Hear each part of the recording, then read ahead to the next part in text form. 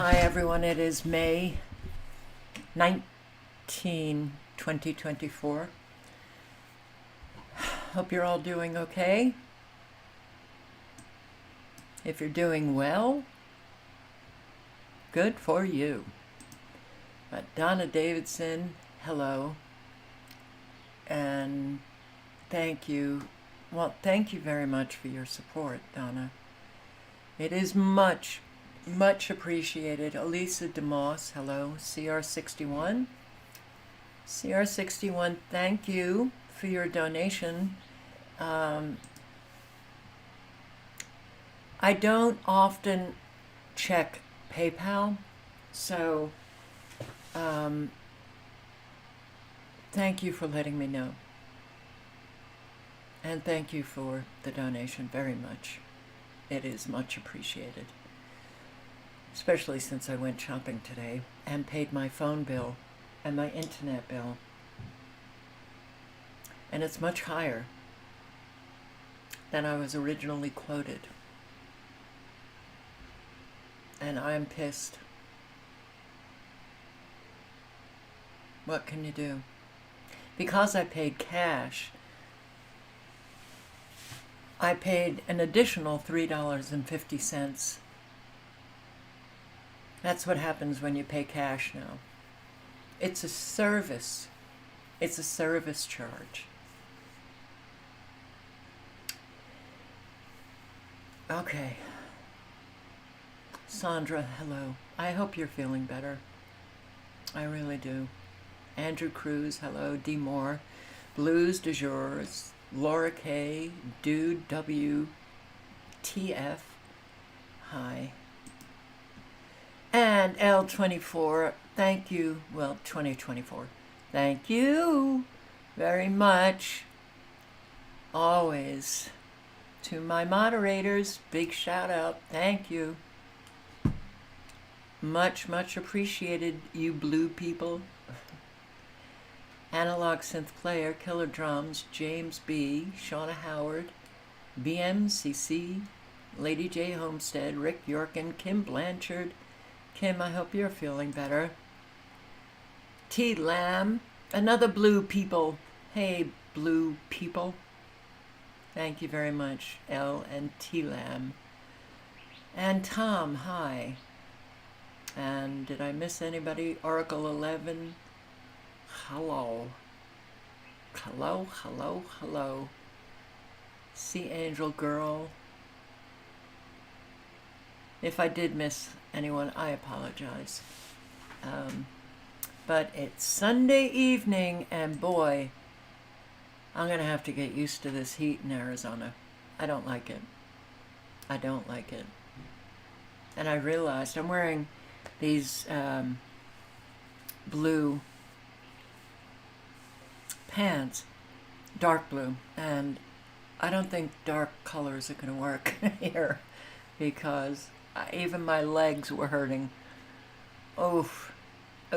Yes, you are feeling better. Good. Okay, still going to the doctor in the morning. Please let us know.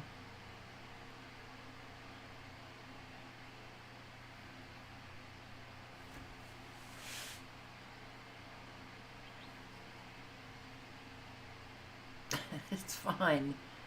It's fine, Elle. It's fine. I'm very tired today. More than I usually am, and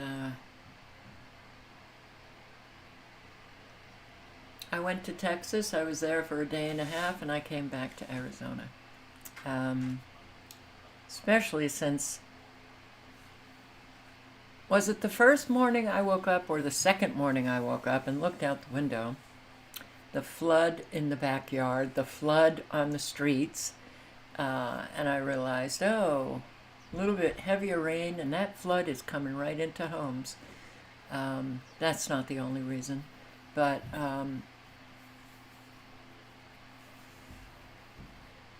yeah, the weather scares me, and the amount that people are spending.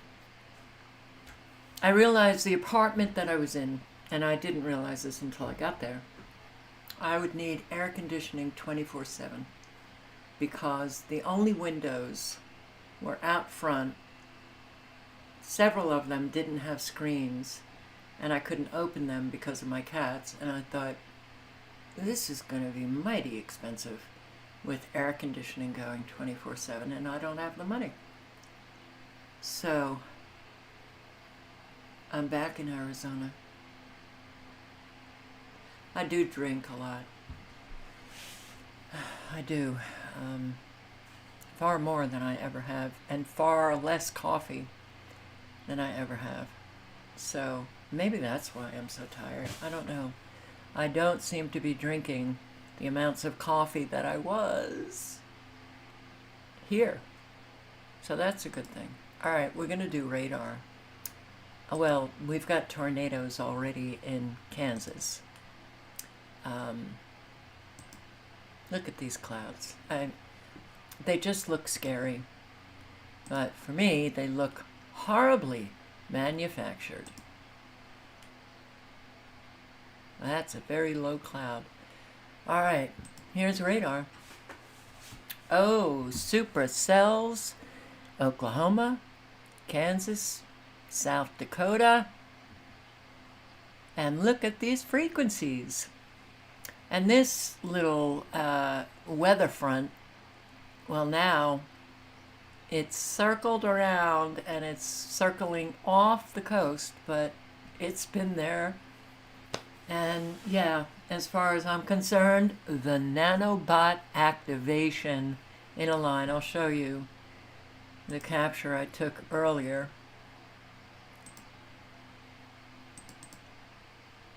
All right, so we'll do the first one.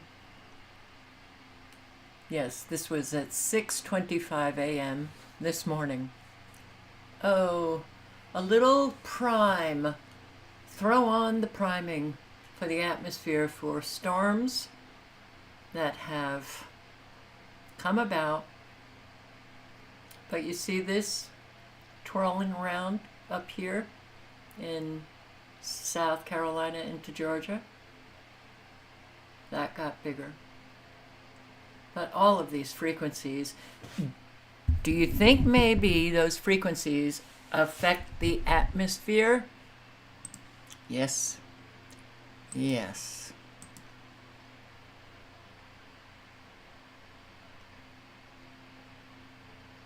I had my mic in the wrong direction, so I just stopped over here to see if anybody noticed, and I guess nobody noticed, so that's good. Air conditioning is a must. Well, you know, a whole lot of people have said to me, air conditioning is a must in South Carolina. It's a must in Georgia. It's a must, must, must. I don't like air conditioning. If I'm in it a little bit too long, I get very stuffed up, I get a headache, and I just don't like the stale air. So I have never used air conditioning. And yes, let's just say that I was an anomaly in Anderson, South Carolina, when everybody was using air conditioning. So, but there's something different about the Arizona heat, and it might be the dryness, I don't know. But that sun here, I thought the sun hurt in South Carolina. This is intense. And I've shown some pictures of how you can't even look at it for more than a second. It literally closes your eyes. You know, your eyes close involuntarily because of how it's like I can't even think of anything that's like it. But that sun hitting you, even just walking into a store, for however long it takes you to walk into a store, I can feel it. I'm fortunate that even though I'm fair-skinned, I don't burn, I tan. So maybe I'm not feeling it like other people who burn. But wow, it is so intense that I can only be in it for a few minutes. So anyway, I've actually had to put the air conditioning on in my car here. I don't like it, but the car in particular gets so intensely hot that, yeah, it's very different for me than any other place that I've lived. So, and my eyes hurt all the time. All right, so do we have a lot of supercells activating? Oh, we sure do. Do we have frequencies involved? Oh, we sure do. Can't you see them? I hope you can see them. How about we stop it and we'll just go. Here's one, extremely low frequency. Here are frequencies on the periphery here. All right, so we're going back, and this is a 3-hour loop, and you can see the tail of nanobots activating here. Illinois, Indiana, and up into Michigan.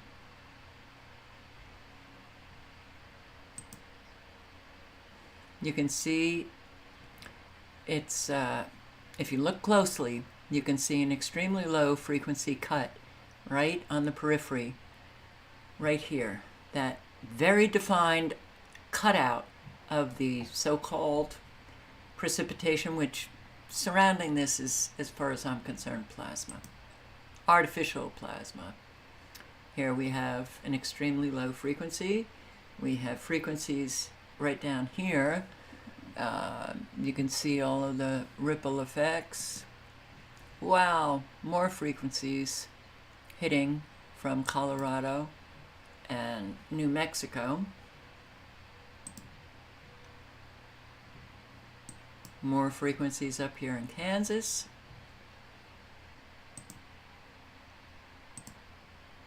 It's quite something.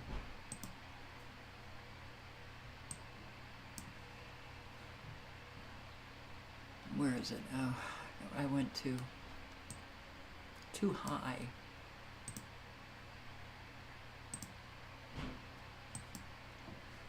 See a frequency hit right here. Another frequency hit down here on the bottom. The right angled cutout. All of these are signatures of man's hand in these, well, severe thunderstorms, tornadic activity, large hail. Large hail is already falling in Oklahoma. Tornadoes already in Kansas. And you can see the wraparound frequency right here up in Nebraska. Frequencies right here. And hitting the periphery of these storms is a known signature to modify, intensify, steer. Here's frequencies. Look at this. It is so level, perfectly defined. That's not Mother Nature. Not at all. Here's more frequencies. Ah, big hit of frequencies right here. And another one, the extremely low frequency. Look at this level. The frequencies can do an awful lot to weather fronts, quote unquote. But that, you know, is not Mother Nature. This, you must know, is not Mother Nature. Mother Nature works in a circular pattern. We don't have that anymore. All right, so here's another high shot of frequencies. And look at how squared off is this storm. This is, it's obvious the manufacturing. A whole lot of people will say, oh God, you're just nuts. Okay, fine. But look at what's happening in South Dakota. Look at this right angle. Look at this right angle. Look at this right angle. Obvious. And, all right, now it's getting a little bit too dark, but you can really see how the air masses are moving in different directions.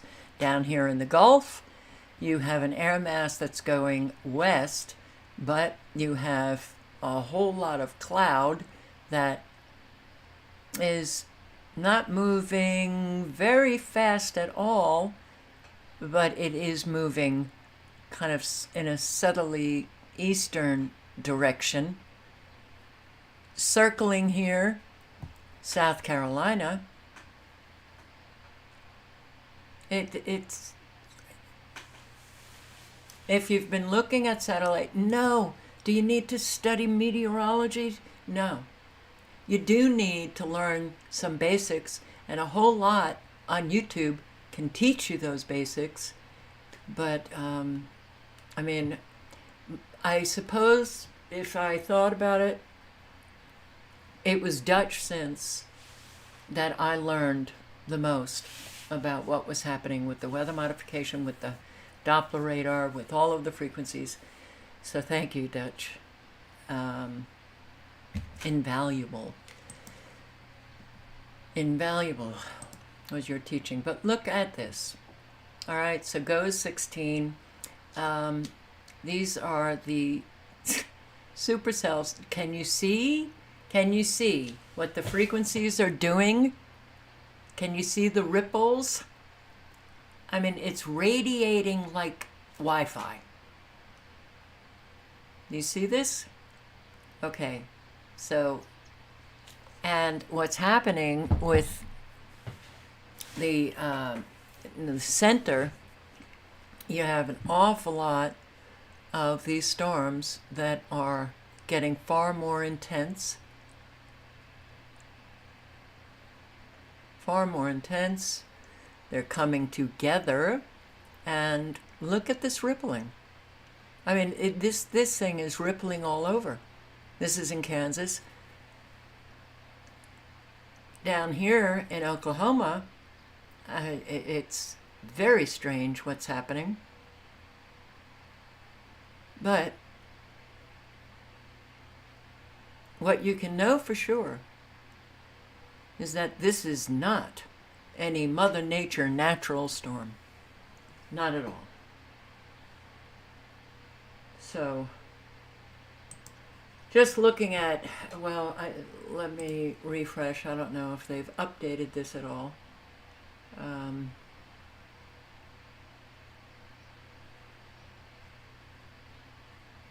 Well, they have, but pretty much all of Kansas is engulfed in severe thunderstorms.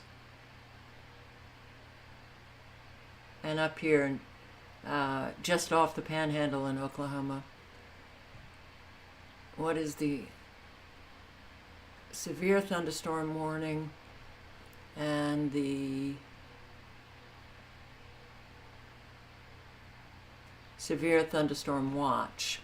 All right, so this, I don't know, purplish color, severe thunderstorm watch, severe thunderstorm warnings. You got flood warnings. You have flood warnings in Illinois all the way down. These rivers here in Texas, they're all flood warnings. And New Mexico and Arizona has the red flag warnings. High wind warnings up here in along with the winter storm watch. Oh, they did, okay. You had high wind warnings that they have just updated. So the high wind warnings are gone. You have high wind warnings here in Utah. And yeah,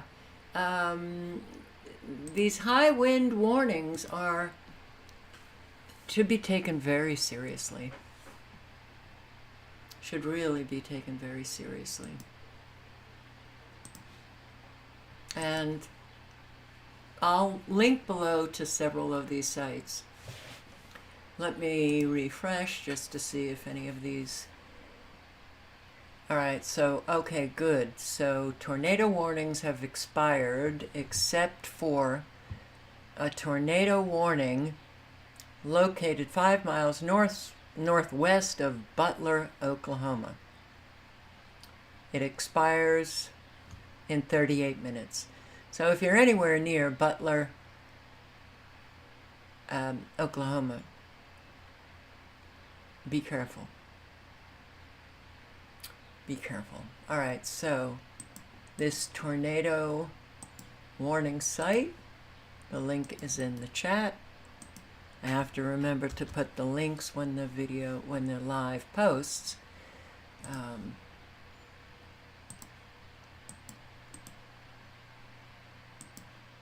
Radar site. And the National Weather Service site.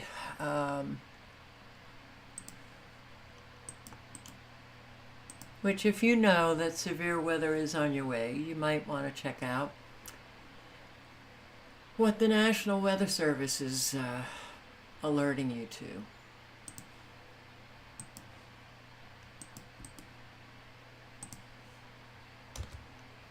Alrighty, so let's get to, weather with a punch.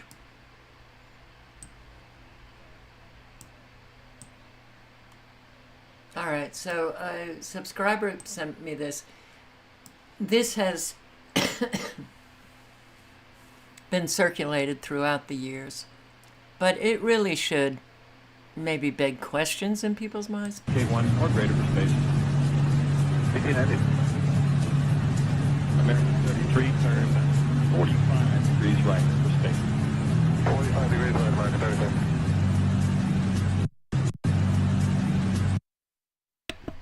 What do you think? Maybe? Alright, I'm going to play a few minutes of this video that, because I have a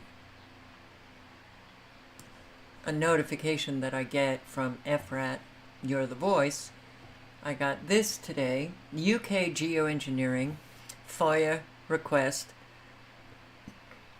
led to multiple projects, massive funding, and global ties. I will post the link. I hope it's not too long. It is too long. Okay. It is a video I'd love to see circulated far and wide, because I thought that it was a very good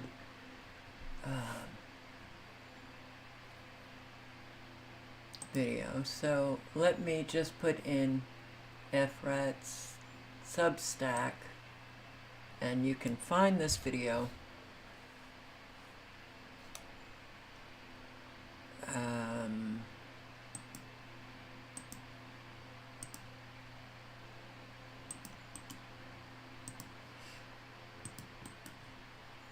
let's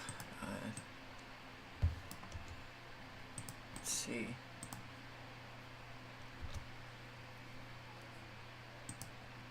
On her Substack page. Okay. Here we go. Just maybe, well, it was quite good. Goes through some of the history of the weather modification. Some of those experiments that led to an awful lot of deaths and destruction. And then the information that's more current that you won't hear me play. So you got to click on that link and get it and listen to it yourself.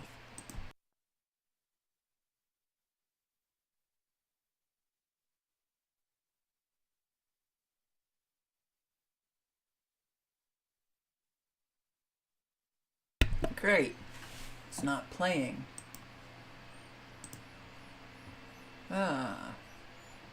Okay.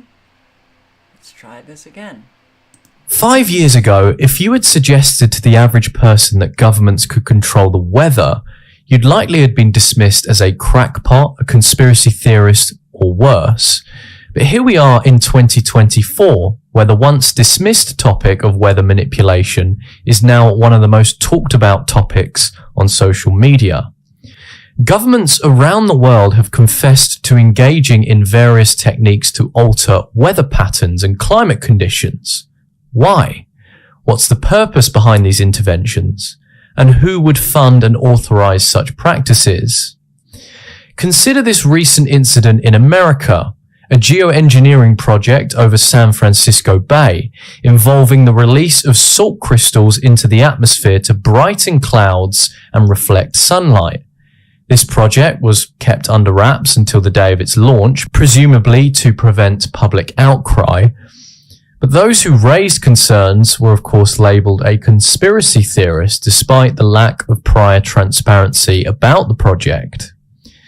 The overwhelming response to my coverage of this story, 2.1 million views and 66,000 likes on Instagram alone, highlighted the need for further investigation, particularly in the UK.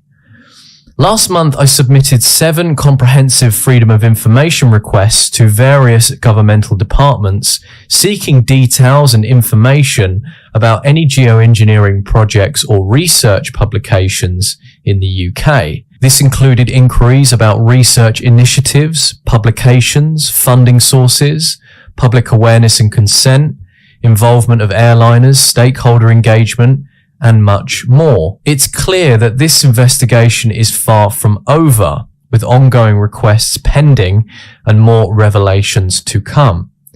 I'm still awaiting a response from the Department for Net Zero, which I anticipate will provide further insights into more projects or research publications. Additionally, the information obtained thus far has prompted me to submit additional FOI requests, the finding of which I'll present in future updates. I want to extend a heartfelt thank you to everyone who has supported this endeavour by visiting donorbox.org/FOI requests and contributing. Your support has been truly humbling. To give newcomers a better understanding, let's delve briefly into the history of weather modification. One of the earliest experiments was of Project Cirrus, conducted by the United States Air Force between 1947 and 1952. The project was aimed to induce snowstorms and seed hurricanes using silver iodide. This compound is still used today in cloud seeding, a technique to enhance a cloud's ability to produce rain or snow. A particularly contentious chapter in British history is RAF rainmakers. In 1952, the RAF conducted weather modification experiments, including the dispersal of salt, dry ice, or silver iodide particles into clouds, which tragically resulted in a flash flood in the village of Lynmouth, Devon, claiming over 35 lives. Survivors demanded an investigation into the disaster, but their calls went unanswered. Another endeavour, Project Storm Fury, between 1962 to 1983, sought to weaken tropical cyclones and suppress hurricanes using silver iodide. Cuba's dictator at the time, Fidel Castro, even accused the American government of weaponizing hurricanes. However, it was eventually determined that most hurricanes lack sufficient supercooled water for cloud seeding to be effective, leading to the project's closure. Operation Popeye was between 1967 to 1972. This weather modification program aimed at increasing rainfall over selected areas in Vietnam to hinder enemy movement. This highly classified program, allegedly sponsored by the Secretary of State at the time, Henry Kissinger, and the CIA, without the Secretary of Defense authorization. It involved cloud seeding to disrupt transportation routes. Cloud seeding was also common in Africa in the early mid-90s, with randomized hygroscopic cloud seeding experiments conducted in South Africa using silver iodide. In modern times, countries like the United States, the United Arab Emirates, Saudi Arabia, and many more have engaged in controversial geoengineering practices, particularly solar radiation management via stratospheric aerosol injection, which includes cloud seeding and various other techniques. The recent Dubai floods ignited a heated debate. Some publications attributed the heavy rainfall to cloud seeding, whilst others argued it may have exacerbated the situation. However, with such intense rainfall, it's difficult to dismiss the possibility of additional factors at play. And of course, many outlets have admitted to it. Even mainstream outlets have begun to label cloud seeding as, quote, safe and effective. Take a look. That cloud seeding is booming. They anticipate at least another 200 ground cloud seeding machines to be put in before next season. Ginger, this is such a cool concept, but is it too good to be true? I mean, how do we know that the chemicals that they're spraying from the air aren't bad for us or the planet? The good news is we've been doing this since the 1940s and 50s. Other countries do it, and there have been a lot of research projects that have shown that the silver iodide, for example, is not found. It's negligible once it gets down to ground level. So, again, I don't want to be too skeptical, but is there anything wrong with manipulating nature like this? I think that's the question we should have asked when we built every single parking lot and every rooftop. We have been manipulating weather with us for a very long time.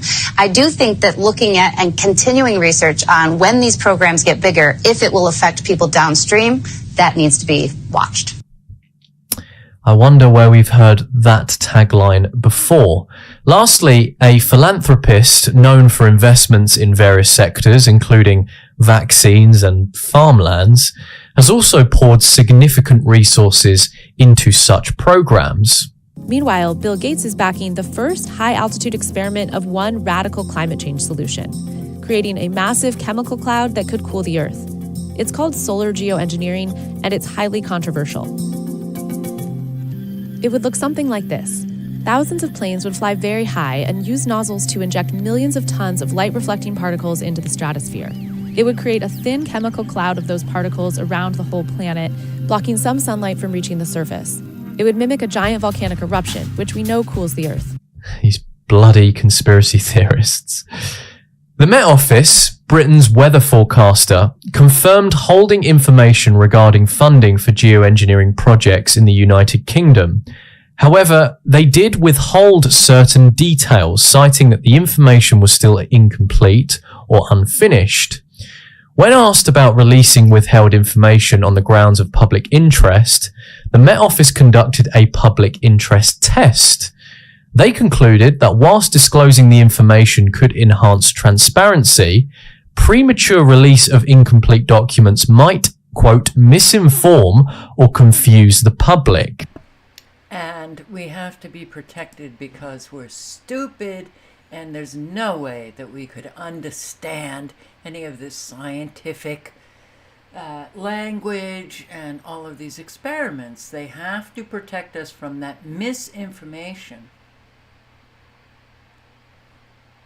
Okay. It was a very good video, and it continues to be good.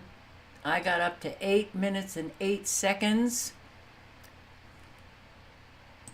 So, is weather modification happening? We all know it is. Pittsburgh area experiencing unprecedented tornado season. Pittsburgh? All right. I didn't know that Pittsburgh was part of, like, Tornado Alley. I guess now it is.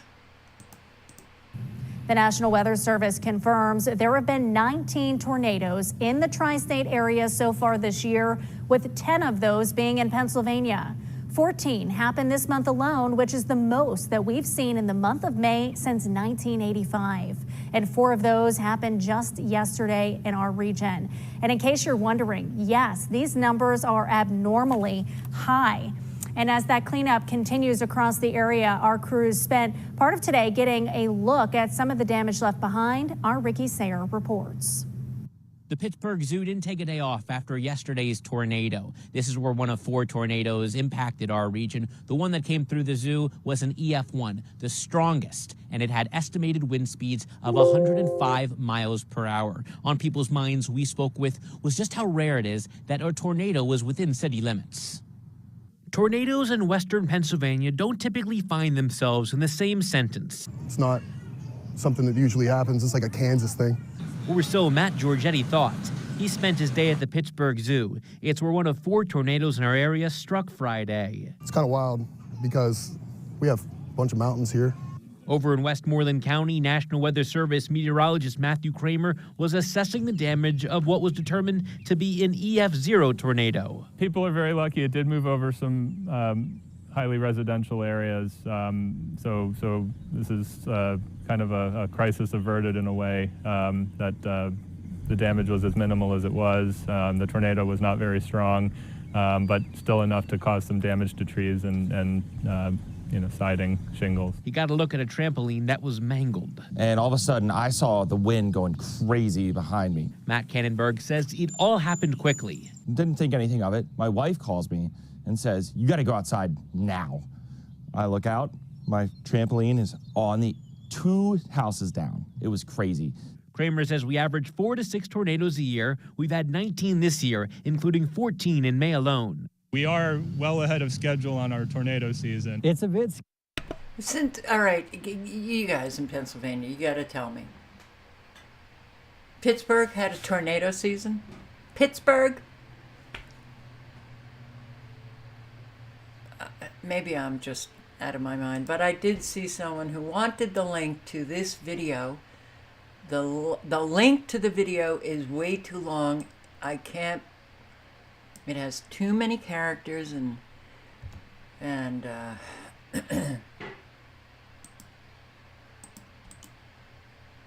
YouTube won't allow it. But I'm putting the link to the Substack page that it's on, and it was just posted, so it should be an easy find with that link. So yeah, okay, Pittsburgh, all right. Well, Houston, Texas storms. Leaders work to help seniors without power at independent living facilities. Wouldn't you think that assisted living, these senior living nursing homes would have to have generators that work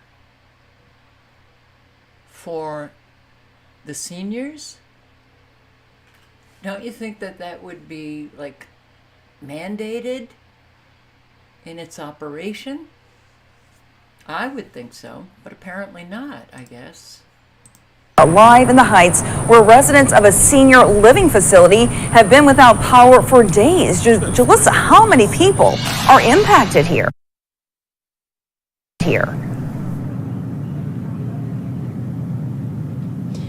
Yeah, well, Cheryl, there's about 230 people that live here at this independent senior living facility. I spoke with a lot of them today who tell me it has just been too hot to be upstairs. They each have their own individual apartments, but they've been hanging out on the first floor trying to keep cool. They tell me it's been difficult with no power, and they, like many, are hoping that it comes back on soon. Saturday, outside of the Houston Heights towers, you can see windows open and residents sitting outside trying to cool down as they go another day with no power. Oh, it's been awful. Dale is one of the residents here and lives on the 7th floor. You can't stay up there. You have to come down, and there's a breeze down here. You can always find a cool spot. Houston City Council member Abby Kamen tells us she received calls from people expressing their concerns for the residents here, so she came to take a look. This is absolutely unacceptable. I'm extremely concerned for the welfare of our residents. Kamen says these residents haven't had a hot meal since Thursday, so she made a call to crowdsource rescue. And we had a number of volunteers who were able to come too and help deliver all this food. And so we are planning on delivering it lunch and dinner until further notice. Residents like Dale are thankful, taking the meal as a sign. I'm just hoping that means the lights are going to come back on and stay.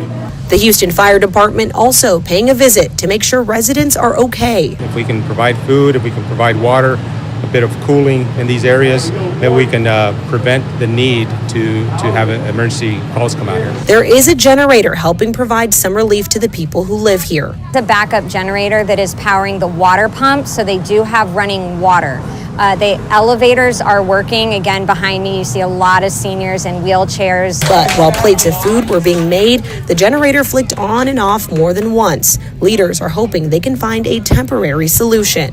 we're able to step in and get help in as quickly as possible.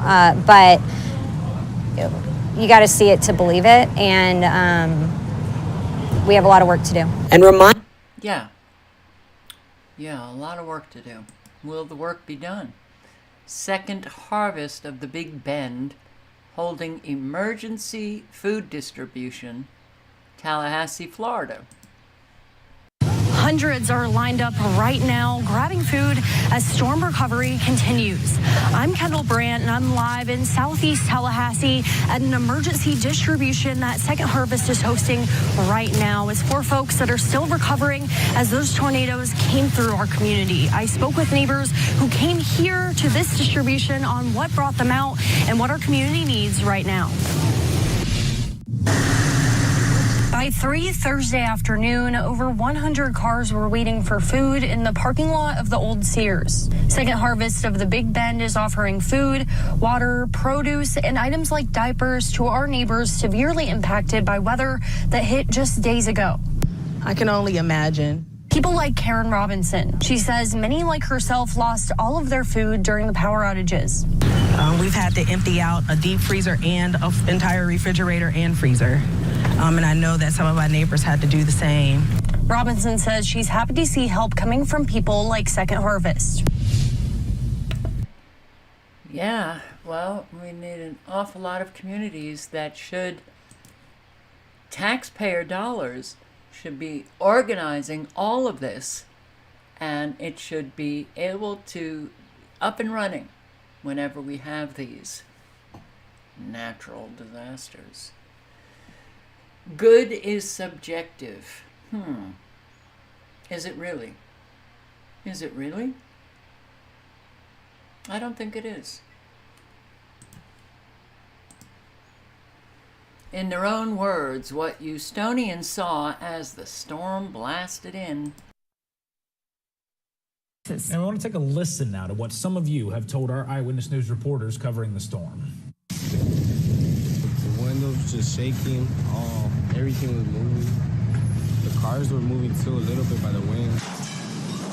Well, I just heard it gusting, like the wind was really loud. I looked outside and I just saw a lot of wind, and then I heard a loud crash. It was just a stunning storm, but people are stopping to take pictures stunned. Yeah, I was out here with my neighbor, and she says a tree fell in someone's car, and sure enough, it was mine. I don't have a window. So. Your window's gone? Yes. Metal is bent out here. I don't know. I really couldn't describe to you what happened. We are going to have to talk about this disaster in weeks, not days. We lost 5 windows that blew out. All of the sheeting under our covered patio is gone, and then we have holes in the roof. So trying to get all that repaired today. It took some intense. Politicians' voices. Flood disaster in China. Another flood disaster. Nanning, the capital city of Guangxi Zhuang Autonomous Region, found itself in the grip of a catastrophic downpour on May 19th, testing the limits of its infrastructure and the fortitude of its residents.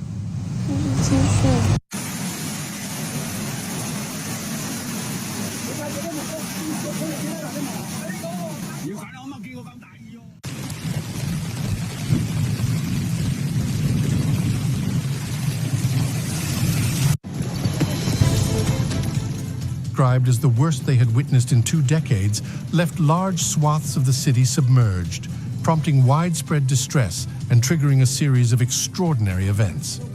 The intensity of the rain was nothing short of astounding, with the maximum rainfall rate in Nanning exceeding a staggering 100 millimeters per hour. This deluge was further exacerbated by the rainfall at Qinan Longmen Port in Qinzhou City, where a mind-boggling 204.7 millimeters of rain fell within a single hour, shattering the previous rainfall intensity record for Guangxi province.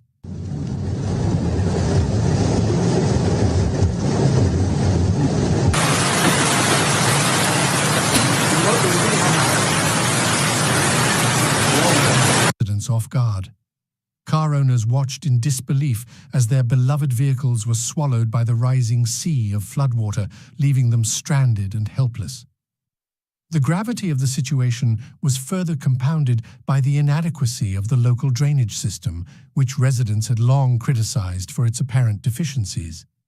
Despite the overwhelming nature of the crisis, the people of Nanning refused to be cowed. In a display of resilience and resourcefulness, citizens took matters into their own hands, smashing walls to release water from flooded communities, a desperate measure driven by the imperative to protect their homes and lives.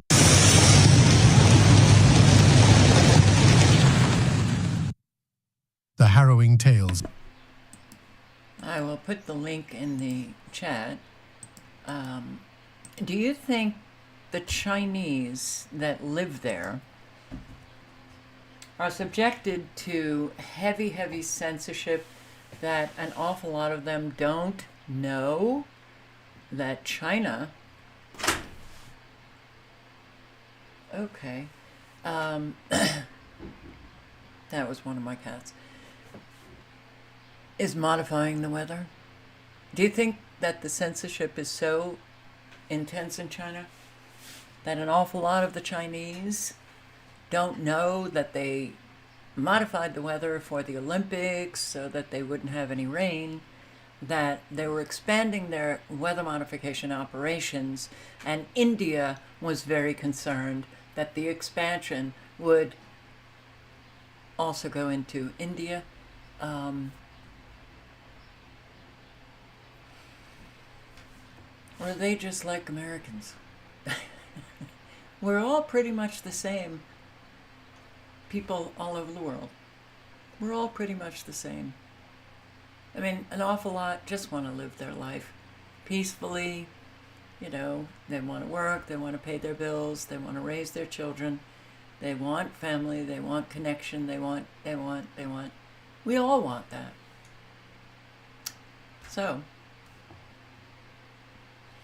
but in terms of, I think we are exceptional in terms of our lack of care and lack of doing anything, considering we are still the world's empire and all of the destruction that we have brought to the world.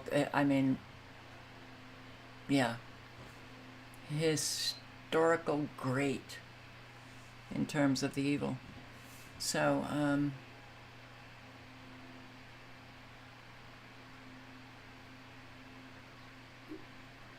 well, I do know, you know, throughout the years, you know, I have seen Chinese people talk about the weather modification, but, you know, it's, it may be that they just haven't, it hasn't circulated. That's why it's so important to circulate the information. Don't give people an excuse. Don't let people off the hook by their saying, well, that information never came across my way. You bring it across people's way. What they do with it, that's not up to you. And Belgium, the Netherlands, and Germany.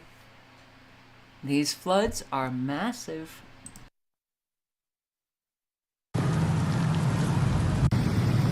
Heavy rains caused flooding in parts of Germany, Belgium, and the Netherlands overnight into Saturday, swamping streets and buildings and sparking evacuations. In the southwestern German state of Saarland, streets were deep underwater, and images on social media showed emergency workers carrying local residents to safety in boats.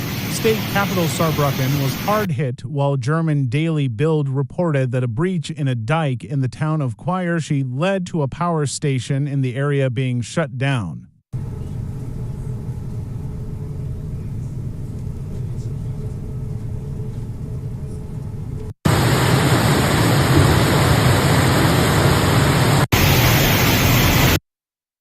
So even though they include Belgium and the Netherlands, I think all of that was Germany. And here, floods are washing away northern Italy. These are other areas that I have shown on recent live streams. This flooding, the scale of it, the destruction of it, taking out an awful lot of crops, farms. And it's going on in France and Italy and Belgium and Netherlands and Germany and the United States and all over China, Indonesia, Brazil. Wow. And more countries, well, African countries, Kenya, Nairobi.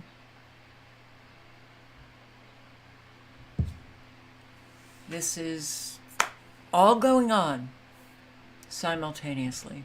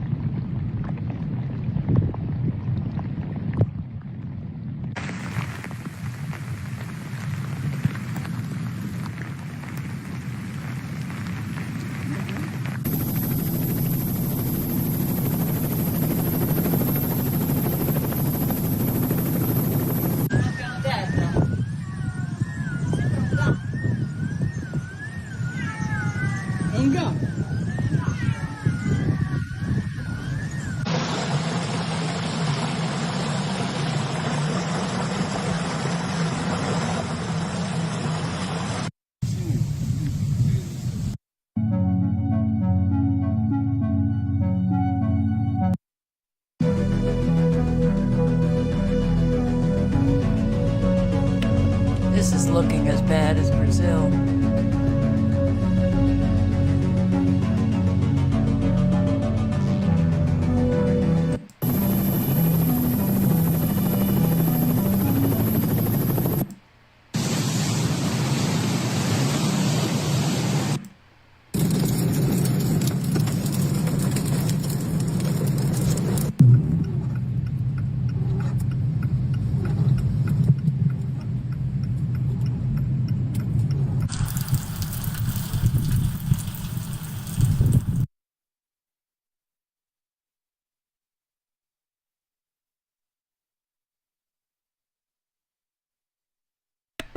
I'm reading a comment trying to understand it.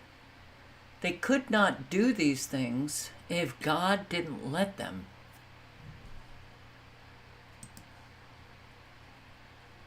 So God knows all of this is going on, and God is letting them do it.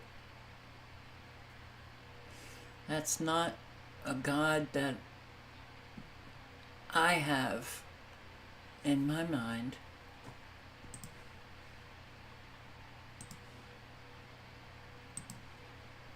Severe flood wreaks havoc across northern Europe. Okay. Floods in Belgium.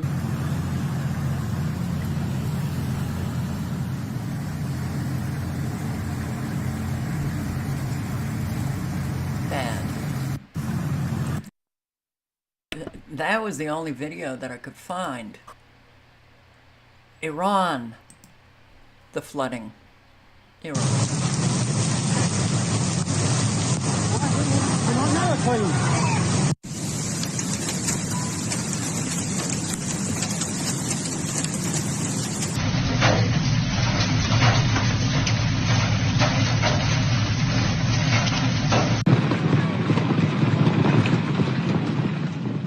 Mashhad, Iran's second largest city, has recently found itself at the mercy of nature's relentless forces.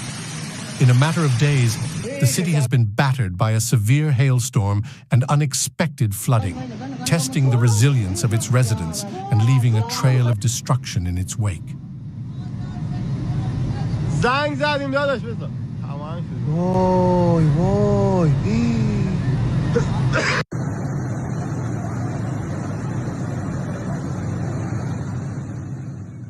On May 19th, the skies over Mashhad unleashed a torrent of hailstones, some measuring up to an astonishing 6 centimeters in diameter.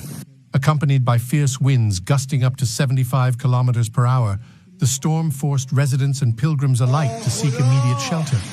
The once bustling streets were transformed into eerie, snow-white landscapes as the hailstones blanketed the ground, and several roads were inundated with floodwaters.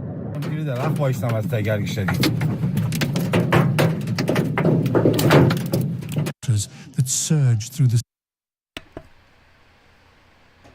God is in control because our country has fallen away from the laws. We have been warned. Shauna, I agree with you. No, it's if we didn't let them. Yes. And T-Lam, yeah. What was the purpose of creating the earth if suffering was the plan? Seems sadistic, doesn't it? Absolutely. If we aren't going to stand up, more destruction comes our way. And boy, we sure are seeing an awful lot of destruction. God's waiting for his children to do something. How about that? Now, Iran has massive floods, and I heard on the radio coming back today, a helicopter went down. And in that helicopter, the Iranian president, his foreign minister, and other government officials were in that helicopter, and now they're missing.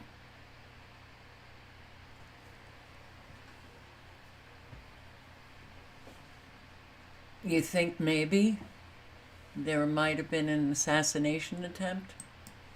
And once again, we do want to show you some video from the Iranian border with Azerbaijan as the search is now underway following a helicopter crash.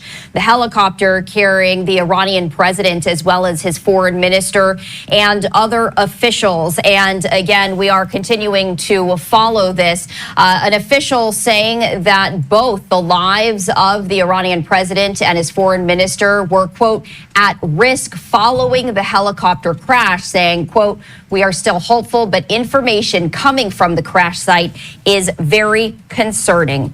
We do want to bring in Michael Zantos, who is a foreign policy expert, to talk more about this breaking news. And Michael, thank you so much for joining us. If you want to know more about this, you can click on the link, but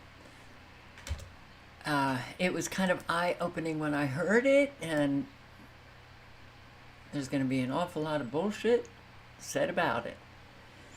So,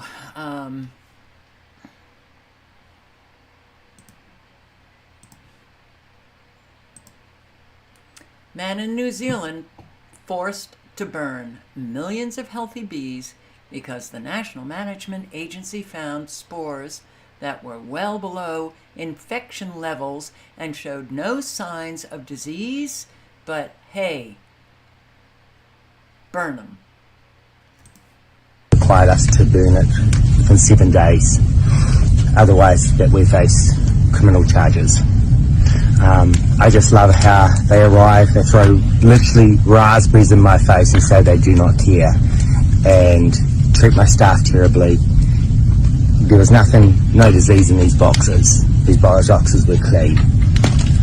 It's wonderful having a person who's done half a day's training and they're your competitors so that you have to burn your outfit. This is what's happening in New Zealand under the Biosecurity Act. Required us to burn it. Under the Biosecurity Act.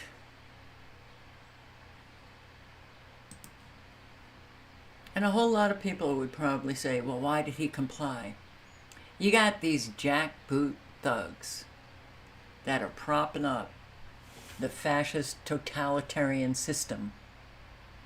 And a whole lot of community members don't come together to support one another. Getting rid of the bees, getting rid of the pollinators. Do we need them? Oh, same thing is happening in Australia. We're getting rid of the cattle. We're getting rid of the chickens and the turkeys, and because of bird flu.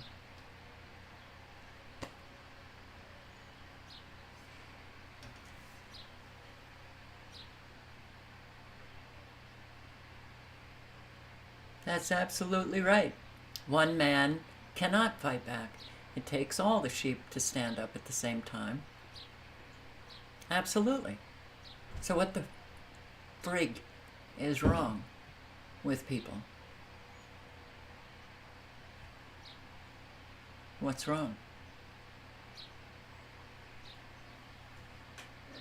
They consent. They allow. 15 facts that prove average Americans are being pulverized by this economy. I will post the link and you can check out the video on your own. But yeah, wow, are people really now suffering, and it's only going to get worse. Each day it gets worse and worse and worse. Are we helping one another? Could we do that? That's within our control. More anxious about money than ever before.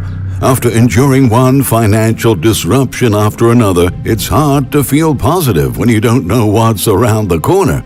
Experts call it a financial shock fatigue, a phenomenon that helps to explain why so many people are worried about their financial security right now. U.S. workers have seen their purchasing power sharply decline in recent years, while the cost of everything has ballooned. Many of them are barely staying afloat at the end of each month. Unfortunately, deteriorating economic conditions will only aggravate people's problems in the months ahead. Several statistics are proof that average Americans are being pulverized by this economy. And today, we've brought you the most important data you need to know about this matter. Without further ado, let's check out this list. 1. The average American family has lost about $7,000 in spending power thanks to inflation. Over the last few years, the massive spike in inflation has hurt Americans' purchasing power because wages could not keep up with rising prices. As the Federal Reserve increased interest rates several times to target inflation, borrowing also became more expensive. Considering the combined effects of inflation and rising rates, a study from the Heritage Foundation estimates that Americans had lost around $7,100 in spending power a year since January 2021. 2. Personal debt levels are exploding. While the Federal Reserve is keeping interest rates higher to combat inflation, it's also contributing to making debt more difficult to pay. Banks are being forced to tighten their lending standards right now, which is pushing the cost of borrowing money to new highs.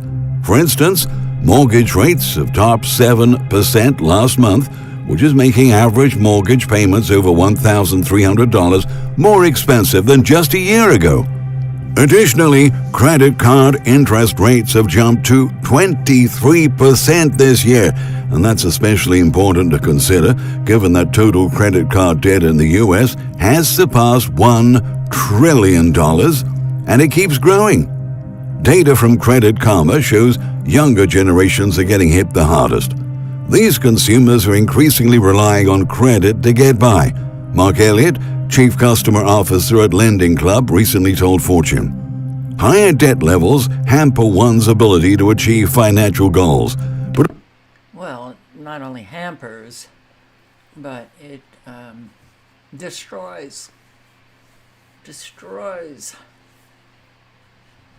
Yeah, oh boy, and a whole lot of people are right there. Regulators announced new unit to investigate solar industry in Nevada.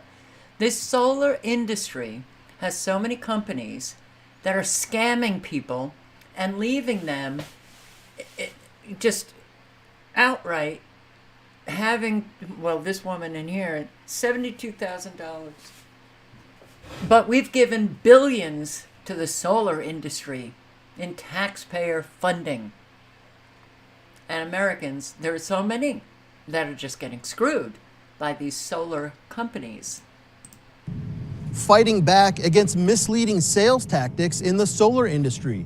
A new investigative unit plans to fight back against what many consumers say are cyber bully. It's the worst financial decision I've ever made in my life.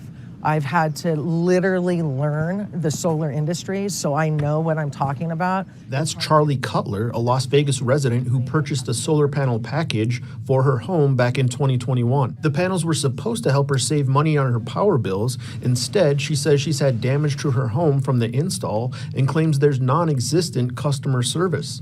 Cutler says she's on the hook for the $72,000 package, and it's caused problems with my family and with my job, with my company. The company Cutler went with is called Titan Solar Power NV, a local branch of a firm that does business in multiple sunshine-rich states. But Titan is on probation with the Nevada State Contractors Board. A disciplinary hearing happened this week. That's after dozens of customers in Southern Nevada complained about the company, and the complaints are still coming. Those complaints keep rolling in with Titan, and they try to stress we're a large company. We've done over 15,000 total jobs, and this is a small number of our complaints. That was David Bihar of the Contractors Board, which recently announced a new investigative unit that's only dealing with solar industry complaints. We're in a warm weather state. This time of the year is when you'll see these salespeople start to use these aggressive tactics. And there's a couple of things that...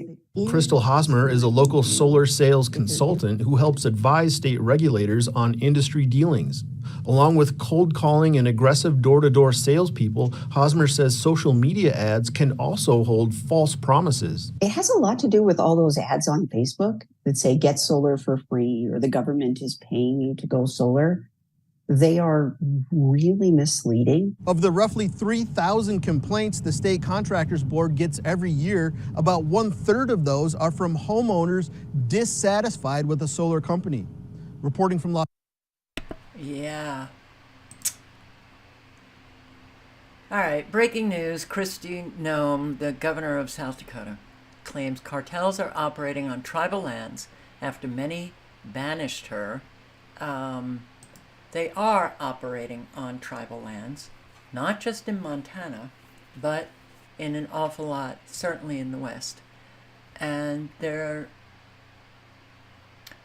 let's just say, it's a very powerful destructive force. Dakota today, we have rampant overdoses, we have violence, guns, cartels and their affiliates throughout our reservations and throughout the reservations in this country. Drug use and drug dealers are running rampant on many of these reservations, and the communities and the towns and the people and the families that live there are the true victims. I hope that we all recognize that that's why we are here today, is to talk about those victims and to work together in new agreements and partnerships to help bring them more safety and to make sure that their children can grow up in a country where they have opportunities. If we cannot stop the flow of drugs and the movement of this activity on federal lands that are under federal jurisdiction, something is very wrong with our current system. Now, these statements were made just 5 months ago in testimony in front of a U.S. Senate committee on Indian Affairs by President Frank Starr comes out of the Oglala Sioux tribe. Yes, the quote that I read at the beginning of this press conference came from the president of the Oglala Sioux tribe, President Frank Starr comes out. It's the same President Starr comes out who has banished me from his reservation for making very similar comments, for saying the exact same thing that he said in front of that Senate committee, as far as the factual information, that the drug cartels and their affiliates and their criminal activity have made all of our communities unsafe. They've especially made our tribal reservations unsafe. And the problem doesn't start there. It starts thousands of miles from there. We all know that. It starts at the open border that is down along our southern border between the United States and Mexico, which has become a war zone because of... All right, so I'm going to post the link. You can listen to the full hour 50 minutes of the press conference where she talks and answers questions about what is very, very important. May I emphasize that? Very important. Cartel are all over. Cartel works with the U.S. government. The U.S. government is a criminal organization. How is it that people can't see this? Fast and Furious. How many munitions did Obama hand to the cartel? The Fast and Furious? If you don't know what that is, then I suggest you look it up. I know, Obama had no scandals. He had scandal after scandal after scandal. Fast and Furious was a very big scandal. Americans could give two shits about anything. Oh, on the whole, not every American. I did care. I tried to have conversation with my friends at the time. But their leader was Obama. And they didn't want to hear it. So, yeah, it's bad. Why good people comply with evil. After school. All right, this is a fabulous channel. He now has 3.2 million subscribers. Oh, well, this is Never Lose Truth 5. I will post the link to this video. And I didn't know what he looked like. He's a good-looking guy. But why good people comply with evil? I did put the link in. And I'm also going to put the link into his channel. To make it easy for all of you. If you don't know this channel, check it out. Lots of good learning while watching him draw, animate what's being said. It's really cool.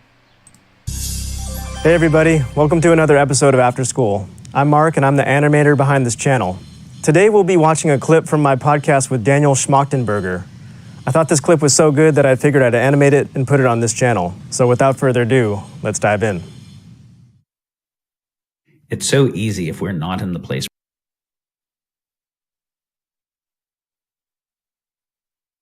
where collapse is happening to think that it won't ever happen because we don't have an experience of it, so we don't have an intuition for it, even though the history is that every empire in the history of the world collapsed. That right before it collapsed, it was usually at its height. That the people at that time didn't think it was going to happen, so they weren't doing any smart kind of guidance or preparation. They were continuing to live in the way that advanced what caused it to collapse directly.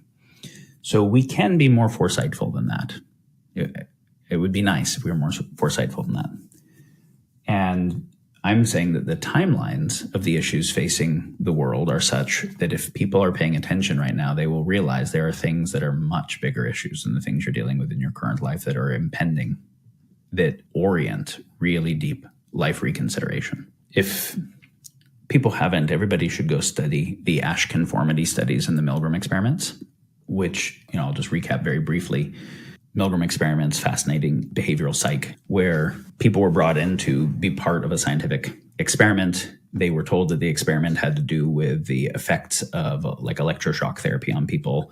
There's a person on the other side of the wall who was going to be receiving a shock. They just had to push the button of the level of shock. The scientist was monitoring, and what they were trying to do was understand the effect of electric shock. The reality was the person pushing the button was the test case. The person on the other side of the wall that they couldn't see wasn't actually hooked to electric shock. They were an actor, and every time the button was pushed, they made a noise accordingly.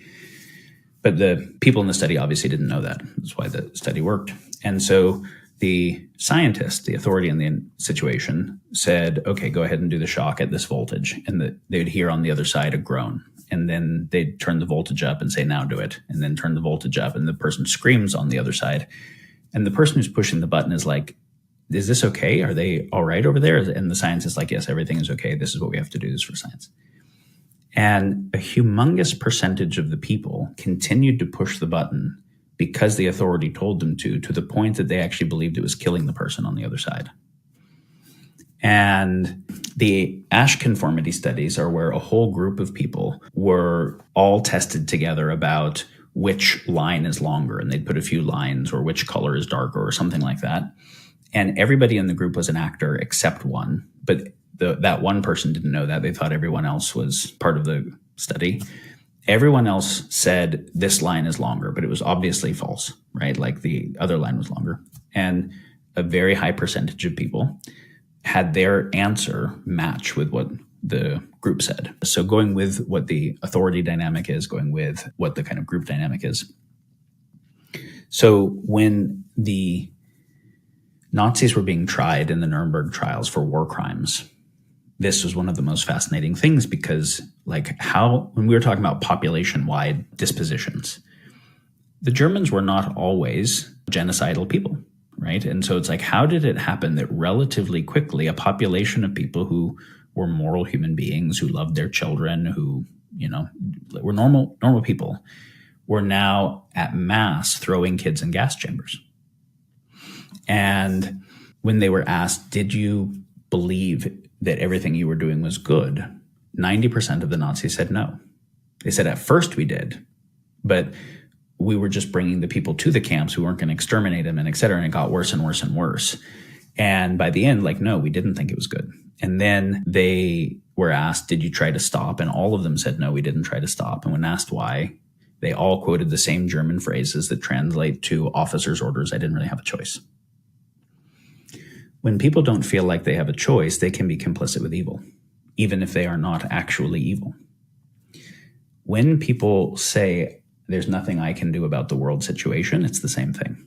But rather than the Nazis, it's the distributed system that they're being complicit with. All right, well, I'll just keep doing all the things that the system is disposing me to do, buying all of the things that I want on Amazon, having them delivered to my door, and pursuing the cultural status things that marketing tells me to pursue, and et cetera, rather than unplug from that thing and say the Krishnamurti quote, that it's not a good measure of mental health to be well adjusted to a profoundly insane society.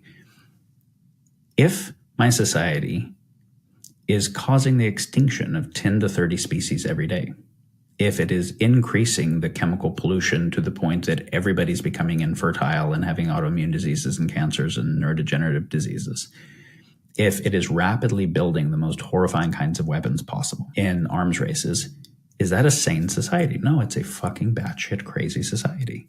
Do I want to be complicit with it? Am I willing to be complicit with it? Am I willing to have my spot in the history of the world be at the time when human choice mattered more than any other time? Because previously, you could have the fall of a Roman civilization, or the fall of the Ottoman, or the fall of the Egyptian vast civilizations, but it still wasn't everything. They were still local civilizations. And you did have civilizations that actually fell because of environmental overreach. That was actually quite common. And the overstripping the environment and your civilization failing is a multi-thousand-year-old story. So you can read books like The Collapse of Complex Civilization by Joseph Tainter that show one of the reasons civilizations collapsed. They'd cut down all of the trees, the topsoil would erode, they would lose agricultural capability, and then they'd stop being able to feed the people. Iceland used to be covered in trees.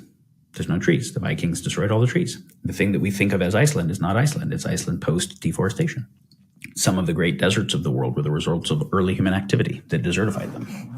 But when we destroyed the environment, it was always just a local environment. It wasn't the biosphere, right? It wasn't the chemistry of the oceans writ large, the atmosphere, the amount of genetic integrity of how many species of soil microbes there are, things like that.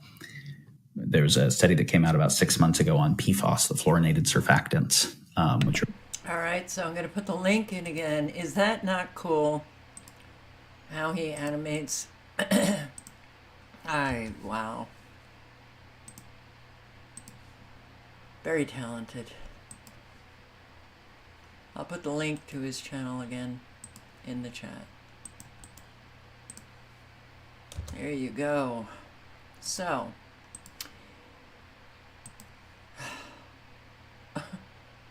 Jimmy Dore. What the F is World Economic Forum leader Klaus Schwab talking about? So speaking of Bond villains, Klaus Schwab said some really weird stuff at the Young Global Leaders indoctrination session.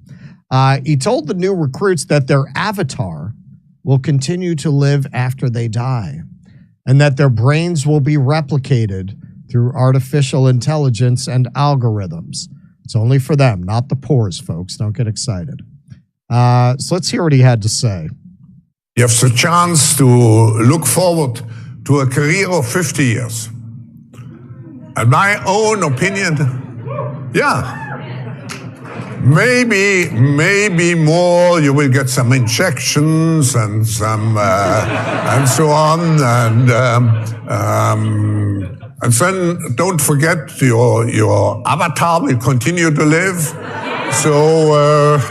And your brain will be replicated through artificial intelligence and algorithm. So we don't know, but at least 50 years.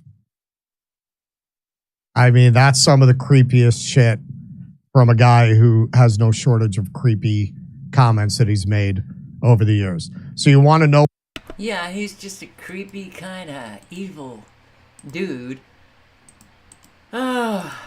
And there's the tiny fraction of the quote unquote globalist elite that are literally transforming the world, and there's so many of us. So what happened? I see somebody leaving these comments about how, well, people haven't been living God's law, or so this is what you get. Well, God's law is natural law. And what happened, though? Because there are so many Christians around the world and Catholics around the world what happened, especially in our country? What happened? Again, I will say, up until the recent years, the number of self-declared Christians in our country was 97%. 97%! Can you imagine, if they actually thought about the Lord's Prayer, Our Father, who art in heaven, hallowed be thy name. Thy kingdom come, thy will be done on earth as it is in heaven. So if you believe in that, Lord, the manifestation of God's will should have been coming out of the people who believe in that Lord. And somehow it didn't quite make it. So, it's a shame, because no one is going to convince me any differently that this world could have been so unbelievably magnificent. Life could have been so unbelievably magnificent.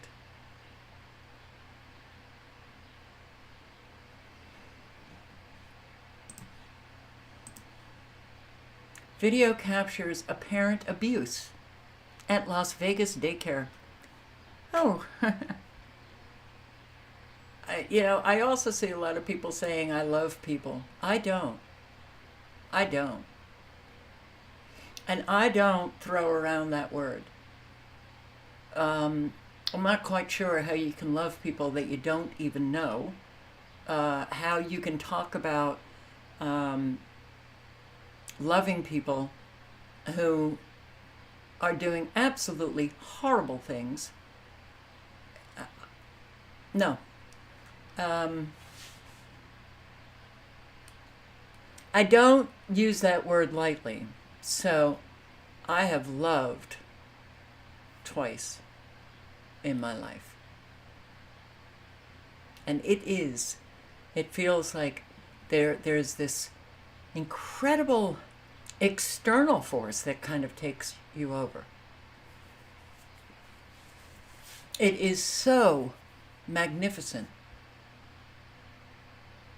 And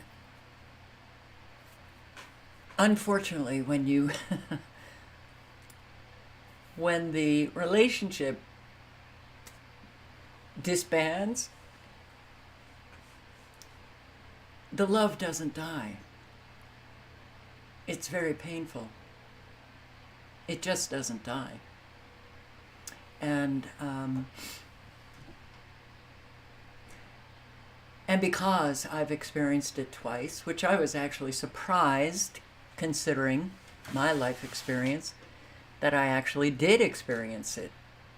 Once an intimate, the other one a friend. That really was amazing to me. And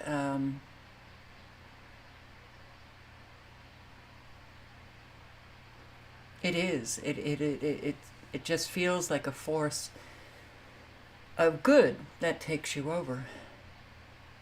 And that's why I don't like the word being thrown around. But there are so many people that, no, I can't say I love. Arrested, accused of abusing a student. A Metro report alleges the incident took place in March at Schenker Academy in Summerlin. 33-year-old Erica Westover was arrested today. She was booked into the Clark County Detention Center. That's where she now faces felony charges. Our Fox 5's Kim Passoff has been following this story all day. Join us live outside Schenker Academy with the latest. Yeah, we have obtained video of the incident that led to her arrest and talked to the teaching assistants who took it. It is video that you will only see on Fox 5, but we want to warn you, it is disturbing. No more sound, no cooking, no nothing. Don't yell at me. Lay down, Paula, go to bed. Don't you yell at me. Concerned coworkers secretly took this video. Yes, I just body slammed you to the ground. You're fine. Go to bed. She body slammed her on the floor. That could have broken her ribs. I mean, it was extremely upsetting. Elisa Valdez is the mother of the little girl in the swaddling cloth. Who would do that to a 3-year-old? She says she had no idea what happened inside the classroom at Schenker Academy until the teacher in the video approached her. She said, I was accused of hitting your daughter. It's absolutely not true. And I was like, who accused you of that? And she said, my 2 assistants. Kind of escalated super fast where she just got really, really like rough with the kids. And then when we tried to like mention it to our higher up, they kind of dismissed us. So we were like, okay, we need some sort of evidence to show them that we're not making this up. Shaylin Mandato says she got in trouble, put on paid leave from the preschool, along with another classroom assistant after reporting the teacher. Because Erica did not know that we were taking those videos, they're considered illegal. But the teaching assistants didn't let it go and contacted the girl's mom. That's when she told me this has been an ongoing problem. Erica has, been abusive to the other kids. We're talking scratching, pinching, screaming. Valdez went to police and then to the head of the school. She says he defended the teacher who had worked there for about 7 years. He basically said she didn't really do anything. I mean, I don't know how anybody could watch the video and say that and think that nothing happened. There's been like no apology, no acknowledgement. She should have been fired instantly.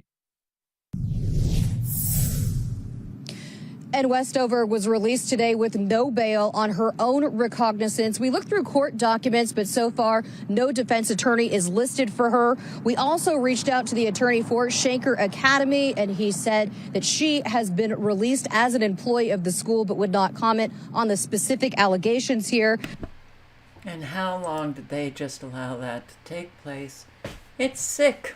We're sick. Population on the whole is sick, mentally ill, disturbed, thinking their shit don't stink. It's quite a shame. The world is about to change dramatically. This is another channel. Now, again, when I recommend a channel, doesn't mean that I agree with every word that they speak, everything that they do. No, but it's a very good channel with a whole lot of very important topics that are shared. And this one, the world is about to change dramatically, and we're not doing anything about it. I just saw a comment from somebody who says that this system is Satan's and everything, and that everything is just going to be lovely when Satan and his minions are gone. Oh. And when is that going to be? That sounds to me like someone who's sitting, waiting for that to take place. When you sit around doing nothing, you allow the evil to spread.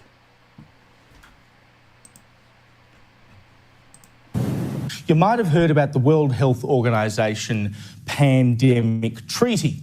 Now, the idea is basically that all member states in the UN will sign up to a plan whereby if there were another pandemic, the World Health Organization would have provenance over the worldwide response to that. In essence, all nations would respond in the same way. But along with that comes a number of rules about you cannot hoard certain things, you can't keep PPE for yourself, you can't keep certain medications for yourself. You have to make it available to our nations. You also have to make it available to the World Health Organization for free if they want to come and take it. It raises obvious questions about why would you want this global body to have control over you as a sovereign nation? It opens up questions about, well, if there was a decision to go into lockdown again, does the World Health Organization then tell all the member states that they must do that? We all respond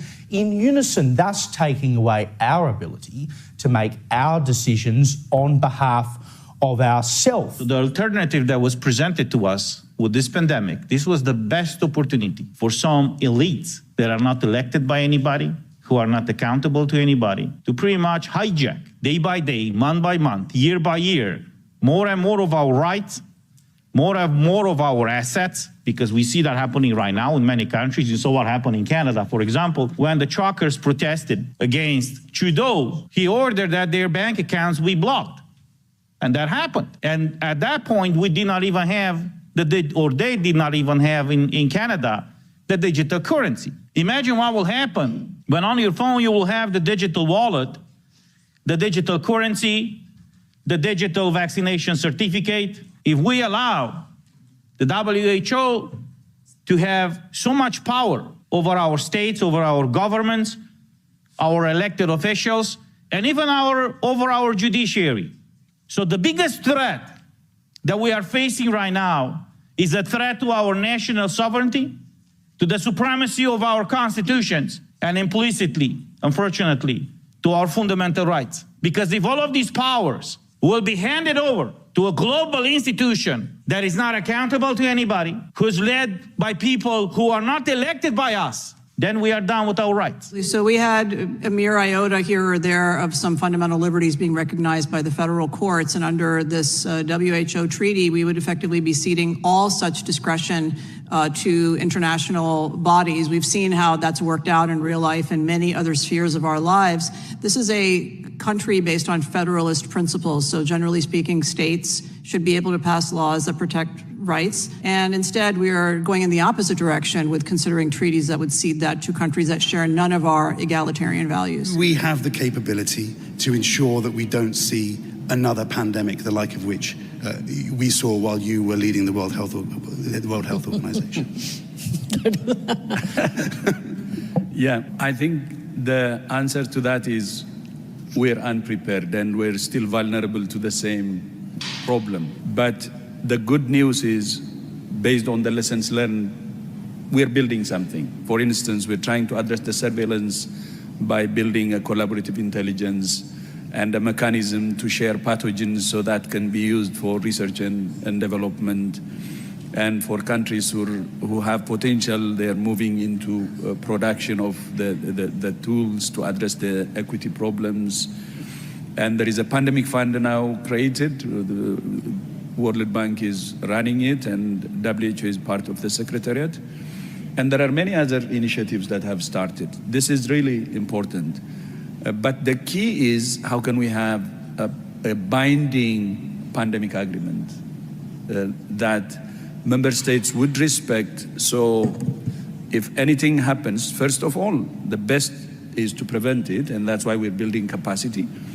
But we need to have a binding agreement in order to prevent or to early detect and respond in a better way. Oh my God.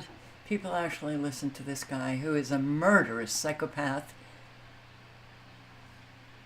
All you have to do is do a little bit of research. He's not a medical doctor. They put him in as the head of the World Health Organization because he would have no problem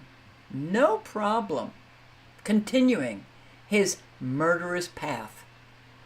Well, Ethiopia, check him out. Tedros.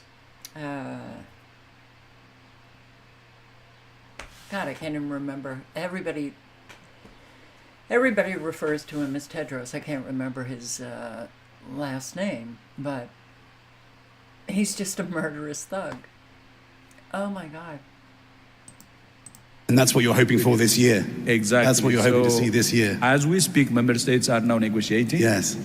And I have been following the negotiation, and I'm hopeful that by May 2024 there will be a deal. That member states would respect. So if anything happens, first of all, the best is to prevent it, and that's why we're building capacity. But we need to have a binding agreement in order to prevent or to early detect and respond in a better way. And that's what you're hoping for this year. Exactly. That's what you're hoping to see this year. As we speak, member states are now negotiating. Yes. And I have been following the negotiation, and I'm hopeful that by May 2024 there will be a deal. So we, we'll have to prepare for the next one. That, I'd say is will get attention this time. We are looking at a gigantic con trick before our eyes. We don't live in a democracy in this country or in America or in these other places. We live in a one-party state where the same force from the peak of the pyramid string pulls all sides. The creation of a one-world government to which nation-states would be principalities, administrative units, a world central bank which would administer all financial transactions on the planet, a world currency which wouldn't be coins and notes, it would be merely electronic, cashless society for which there are fundamental implications for freedom, as we'll see as we go along tonight. A world army under centralized control with nation-state armies dismantled under the justification of seeking peace, and a microchipped population linked to a global computer, the latter of which sounds bizarre to many people on first hearing, except that we are ridiculously close to it and the technology already exists. So World Health Organization says there's going to be a measles epidemic next year. Get vaccinated. Get your children vaccinated. You're a bad parent if you don't. Then the same people that organize that then start flogging out the vaccine and make a fortune out of it. So if we take one element of that under problem, reaction, solution, it's amazing the extent to which we have given our power away, our spiritual power. It's all about taking our power back. Because once we do that, it's all over.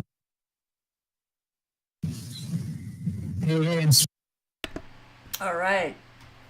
The link is in the chat again.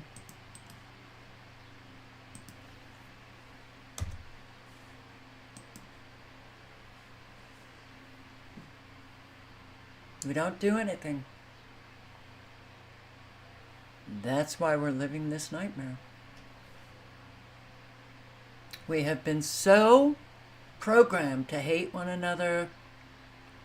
We're dealing with so much collectively, and then we make it harder for each other individually, which is really astounding. In fact, I do have a video that says just that. This video is What if the world is actually a prison? And I'm only going to play a few minutes. Kind of in the link is in the chat. Starting at 7, you know, just these few sentences. Yeah, this is exactly what we're doing. When we look around us, we see competition, lack of tolerance, and even hatred towards individuals and groups. So, life already being difficult enough doesn't stop us from making it even more difficult for one another. We've become each other's sources of misery instead of support. We are unforgiving towards other people's evil deeds. We hate our enemies for inflicting pain upon us. We're overly critical of those who make mistakes. But isn't this animosity misplaced if, at the end of the day, the same tragic fate subjugates us all, being alive and human, and part of a world that's stacked against us and has an awful lot in common with a jailhouse? I quote, "They are the shortcomings of humanity to which we belong, whose faults, one and all, we share. Yes, even those very faults at which we now wax so indignant, merely because they have not yet appeared in ourselves. They are faults that do not lie on the surface, but they exist down there, in the depths of our nature, and should anything call them forth, they will come and show themselves, just as we now see them in others." End quote. If we accept, And that is absolutely true. Others would call that the shadow that a whole lot of people will never acquaint themselves with their own shadow. Therefore, they will never know who they really are. Wow.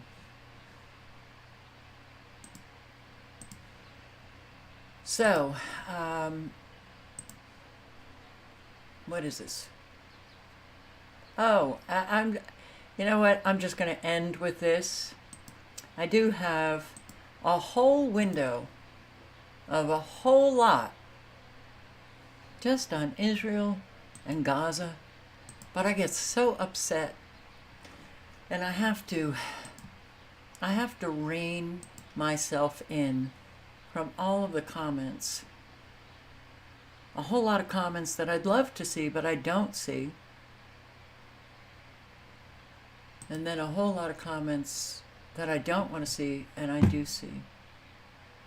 And I have a hard time with it. It upsets me. So let me just end with this. The secret city inside of London revealed. You know about this? Landmarks, modern skyscrapers, ancient markets, and famous bridges. It's arguably the financial capital of the world and home to over 11,000 people.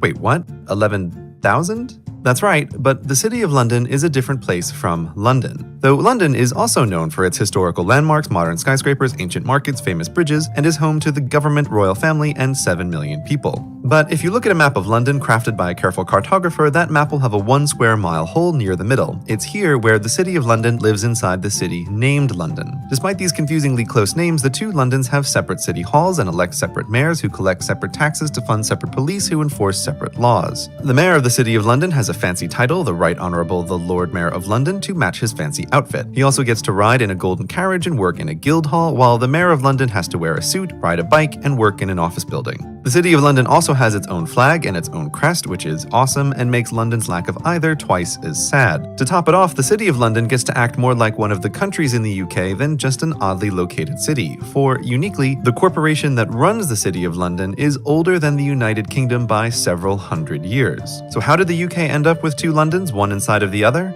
Because Romans. 2,000 years ago, they came to Great Britain, killed a bunch of druids, and founded a trading post on the River Thames and named it Londinium. Being Romans, they got to work doing what Romans do, enforcing laws, increasing trade, building temples, public baths, roads, bridges, and a wall to defend their work. And it's this wall which is why the current city of London exists. For though the Romans came and the Romans went, and kingdoms rose and kingdoms fell, the wall endured, protecting the city within. And the city, governing itself and trading with the world, grew rich.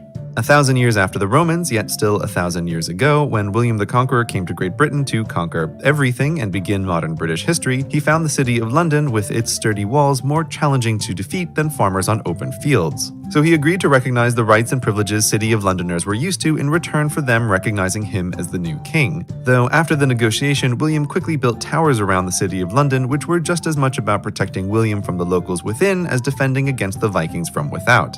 This started a 1,000-year-long tradition whereby monarchs always reconfirmed that yes, the City of London is a special, unique place that's best left to its own business, while simultaneously distrusting it. Many a monarch thought the City of London was too powerful and rich, and one even built a new capital city nearby, named Westminster, to compete with the City of London and hopefully suck power and wealth away from it. This was the start of the Second London.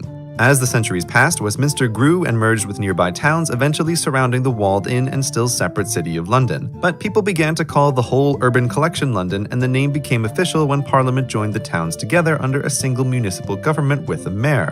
But the mayor of London still doesn't have power over the tiny City of London, which has rules and traditions like nowhere else in the country and possibly the world. For example, the ruling monarch doesn't just enter the City of London on a whim, but instead asks for permission from the Lord Mayor at a ceremony. While it's not required by law, the ceremony is unusual to say the least. The City of London also has a representative in Parliament, the Remembrancer, whose job it is to protect the city's special rights. Because of this, laws passed by Parliament sometimes don't apply to the City of London, most notably voting reform laws, which we'll discuss next time. But if you're curious for a preview, unlike anywhere else in the UK, elections in the City of London involve medieval guilds and modern companies. Finally, the City of London also owns and operates land and buildings far outside its border, making it quite wealthy. Once you start looking for the city's crest, you'll find it in lots of unexpected places, most notably on Tower Bridge, which, while being in London, is operated by the City of London. These crests everywhere, when combined with the City of London's age and wealth and quasi-independent status, make it an irresistible temptation for conspiracy nuts. Add in the oldest Masonic temple, and it's not long before the crazy part of the internet starts yelling about secret societies controlling the world via the finance industry from inside the city-state of London. And don't forget the reptilian alien queen who's really behind it all. But conspiracy theories aside, the City of London is not an independent nation like the Vatican is, no matter how much you might read it on the internet. Rather, it's a unique place in the United Kingdom with a long and very complicated history. The wall that began all this 2,000 years ago is now mostly gone, so the border between London and its secret inner city isn't so obvious. Though, next time you're in London, if you come across a small dragon on the street, he still guards the entrance to the city, in a country in a country. Well, that was a quick video of... I always knew that there was a London and a City of London, but I didn't know all of that, and I didn't verify any of the information, so okay. Quite the world we've got going, to say the least. And Kelly, you need to expound on what are you talking about? Softening the heart, not pointing fingers. I don't understand. So what does that look like? How do you know how hard my heart is, or how soft it is? Or maybe it's just medium. Maybe it's just a medium mattress in there that kind of soft, kind of hard. That needs to be expounded on. I can't even address that. But yeah, I mean, we all do need to look at ourselves. And as you are changing yourself, you're changing the environment around you. You're changing the energy around you. And hopefully you will be changing the relationships around you, whether they're going to be fraught with conflict or perhaps using that change in a good way to maybe change themselves. But it is what we all need to do. We need to help one another, for sure, in our communities. Yeah, I end pretty much the same way every single day. That's the only way that we can manifest anything differently. We're not going to stop all of the evil that is taking place because, you know, and it's not just the sleeping sheep, but it's also the awake crowd. Who wants change? Yay, I do. Everybody does. Who wants to change? That's the problem. So,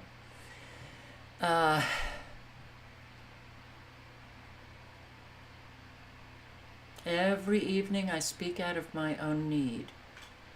If you only knew who, what could completely fill you.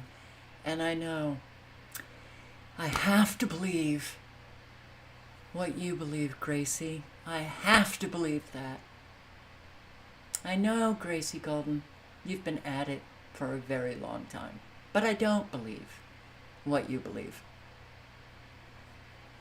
I believe action is necessary. I believe prayer without action is dead.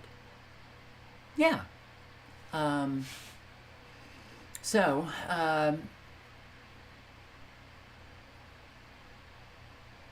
No, Gracie. And how am I speaking out of my own need? If I were speaking out of my own need, I might have 2 subscribers left. Do I need? Yeah. Are my needs fulfilled? No. Do I address what's happening to us collectively? 99% of the time? Yeah. So Gracie, that comment is just so typical of your comments. Anyway, we do need to be a force of good. We do need to be a force of good. We got to manifest that good. So stay miserable. Oh, Gracie, you know,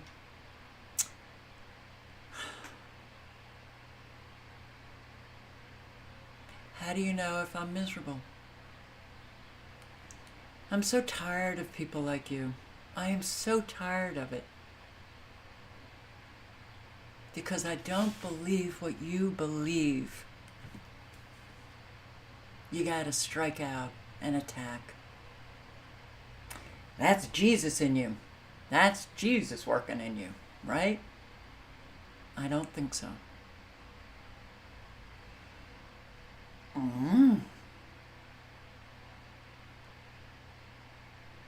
More weather warfare. Let's just take a look at radar before we end. You guys in oh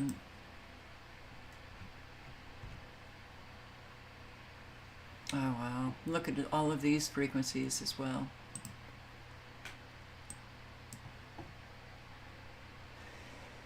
You guys in Oklahoma and Kansas and Iowa and South Dakota, a wee bit of North Dakota, south, the southern portion of North Dakota. It's not good. Doesn't look good. It looks like high winds, hail, tornadic activity, flash flooding, and the frequencies are still at it. What a shame. Okie dokie. Stay safe. You guys in North Dakota, South Dakota, Iowa, Kansas, and Oklahoma. Look at how flatline that becomes. So not Mother Nature. Yeah, pay attention to the weather, and you know how they do seem to like to bring about an awful lot of very severe weather in the wee hours of the morning. So when you see that going about you, look, this is my channel, Renfrew, Gracie. Don't watch me, okay? Just don't watch me. Please.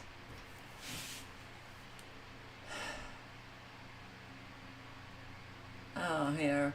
I do kind of admit openly that I'm miserable. I'm down. I've had massive destruction in my life. I've had subscribers who have taken actions that have only destroyed me even further. I live without needs being met. You want to hit out people? This is who you are to other people.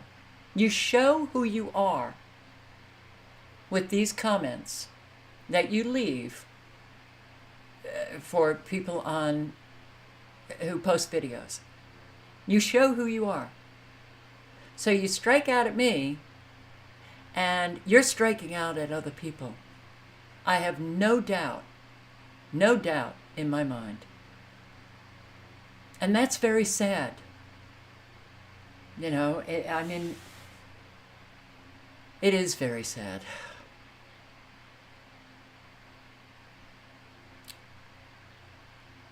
And I think a lot of you, if I use the word miserable, are just miserable in how you deal with someone who doesn't believe what you believe, who challenges you on your beliefs. You know, and that means, oh my God, I hate Christians, I hate this, I don't. No, I don't. I really don't. In fact, I have profound respect for Christians who actually apply, to the best of their ability, Jesus' teachings. Profound respect. And I've said this over and over and over again, and I'm not interested in doing this. You want to keep fighting, Gracie? Go for it. That's, unbelievable. I'd like to challenge people into taking some action. I'd like to challenge people into taking some action in their communities and helping people. It doesn't seem to, I don't get any response from people in terms of what they're doing in their community. I've been saying this for over a year.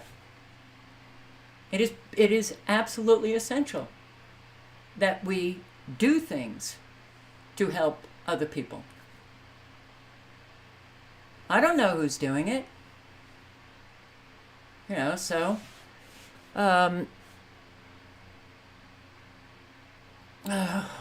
Gracie, goodbye. You're just tiring. Anyway, guys, just be safe. You guys in the States where you see these supercell thunderstorms. And I'd love to be able to wake up tomorrow and not see any real destruction in these areas, but can't count on it.